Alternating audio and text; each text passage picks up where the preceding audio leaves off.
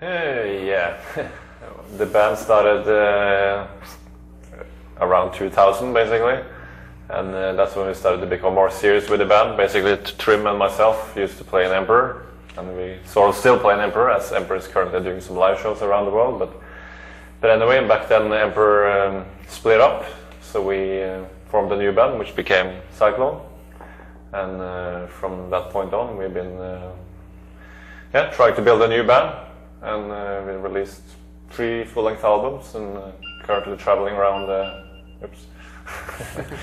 Traveling around, trying to promote our band, like in a context of playing live, you know.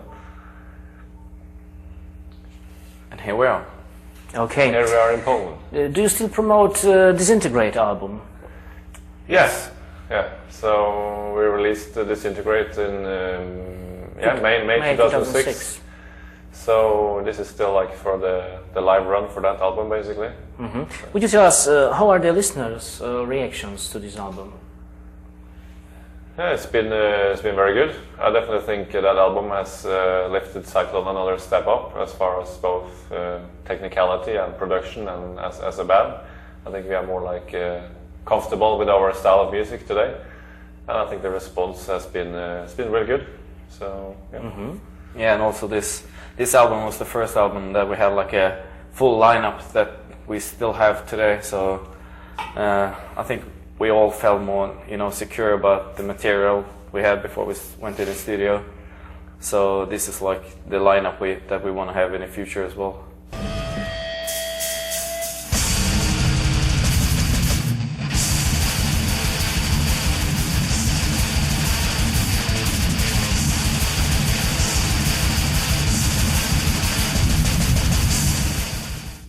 Cover arts of your album are very interesting.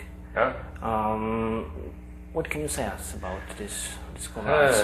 Well, basically, I think it's important as a band and as an artist to not only to be creative as a musician, but also in the context of the visual aspect of a band. Because I personally like strong visual art, and I think also for the fans, especially these days of downloading and MP3s and all that stuff, to get people to go to the store and buy a CD, they should get something valuable, both in terms of strong music, lyrics, and a great visual package, So we all the time put a lot of effort into the artistic side of the band to have strong visuals, Mm-hmm. What is your general songwriting process looks like?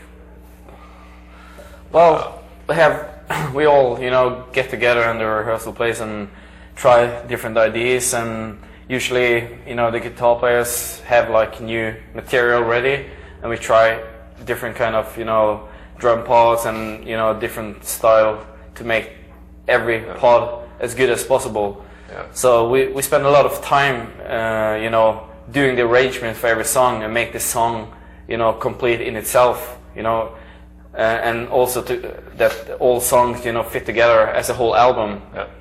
So I think the most the part that we have progressed most within Zyklon, I believe, is the arrangement part of the music.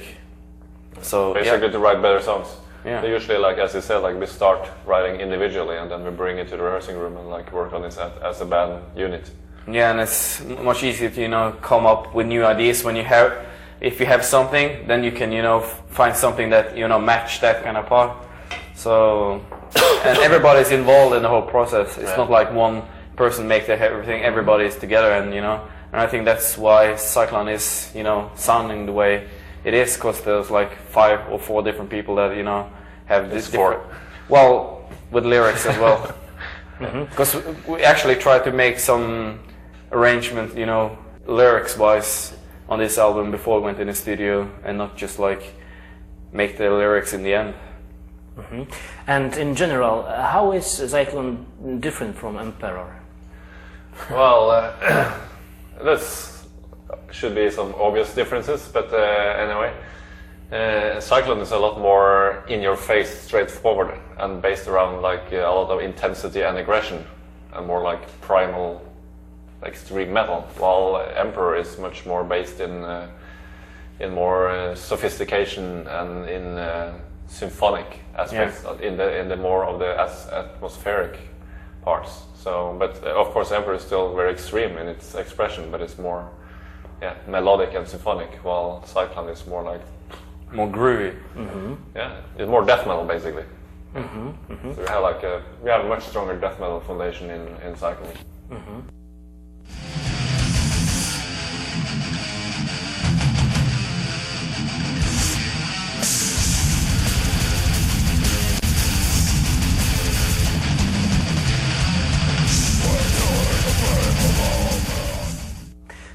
Besides your band, what do you think about extreme metal scene in Norway nowadays? Yeah, what can I say? I mean, there's a pretty strong scene in Norway, and also I think worldwide. And I think the scene is. I mean, before we used to have a very pure black metal scene. Everything was like black metal. I think it has evolved in different directions, and band are more like experimental and kind of like going their own ways and finding their own inspirations and their own sounds, you know. So, for better or for worse, I mean, some bands make it and some don't. But I think in general the scene is still pretty strong, and there's definitely a good metal movement in Norway. We have a lot more festivals going in Norway, like which is purely dedicated to metal, and I would say extreme metal is still on the rise in Norway and worldwide as well. Yeah, I think it's like bigger than ever because, like you said, in the beginning everybody was playing the same stuff, but you know, during the years there was like different kind of styles coming out of the black metal scene, and you know, playing like, you know, more like regular heavy metal. Like there was a lot of Norwegian band in, you know, like Nightwish kind of thing, and then you have like more trash kind of thing, like Blood Tsunami and new bands coming up, which is like. So I think the Norwegian black metal scene is like bigger than ever now. Okay, and at the end I'm going to name a few people, and I want you to tell me if you would sit and have a drink with these people, okay? I will always have a drink. Okay, but the first one is Hannibal Lecter. Yeah, without the Chiantini it would be good. The second one, Adolf Hitler. Probably not. Unless you could convince him to think in other ways. That would change things. And the last one, Jesus Christ. He's a heavy drinker, I heard. Yeah. Well, I'm not into this whole wine thing. So if he would be drinking like beer or vodka, then I should fucking drink in under the table. Should be easy. Okay. Thank you very much. No problem. No problem.